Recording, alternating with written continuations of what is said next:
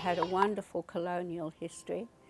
When it was first discovered at well, very early on in the 1500s, but coming forward to around 1900, it was occupied by Germany and it became a colonial power.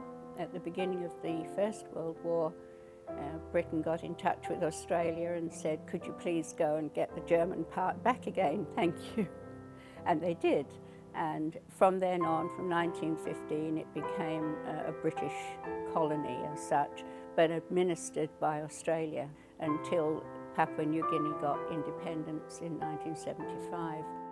Rabaul then went on to be a really wonderful colonial power for Britain, and they maintained a wonderful society, and this went on very, very successfully. It was very much like the stories of the Indian Raj. It was just wonderful life, and until 1937, when catastrophe struck and Mount Tavurvur and Mount Vulcan, the two volcanoes, both erupted and totally wiped out Rabaul. The aftermath of that, of course, was having to rebuild Rabaul, but that was stopped because within 2 years the Second World War started and everybody had many other things to consider.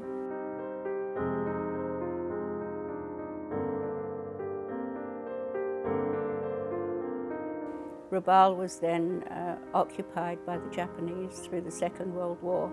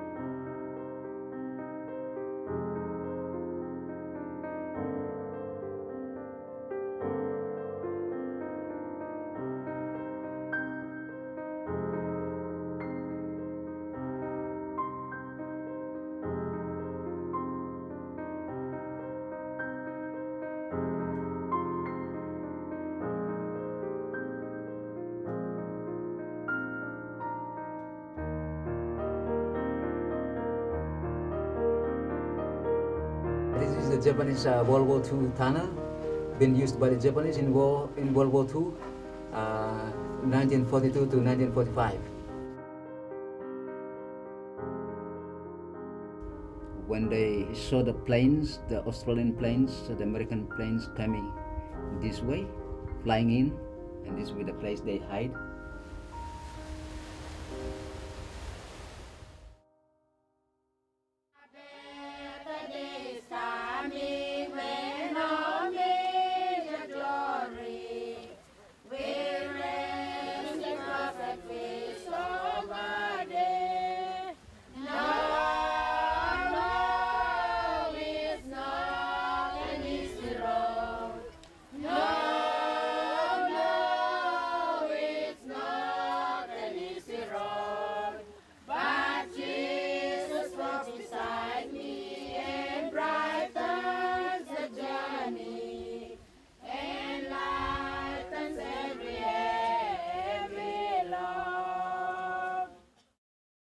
Come 1994, when nobody really expected it, the volcanoes erupted once again.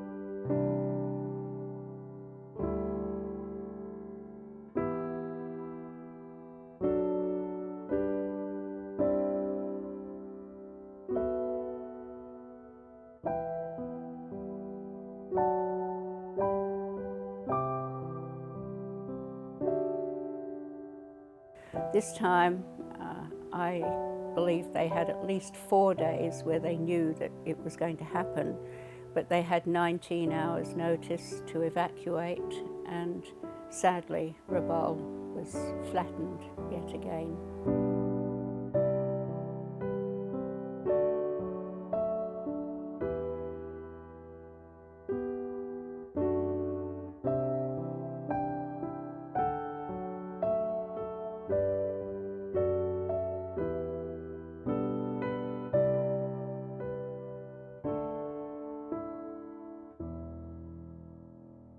And they keep still going back to make their lives and settle, and they still do it. It's their home. And for a lot of them who were evacuated, they never went back. But for those whose tribal life stemmed from that part of Papua New Guinea, they return and they keep trying and they keep rebuilding.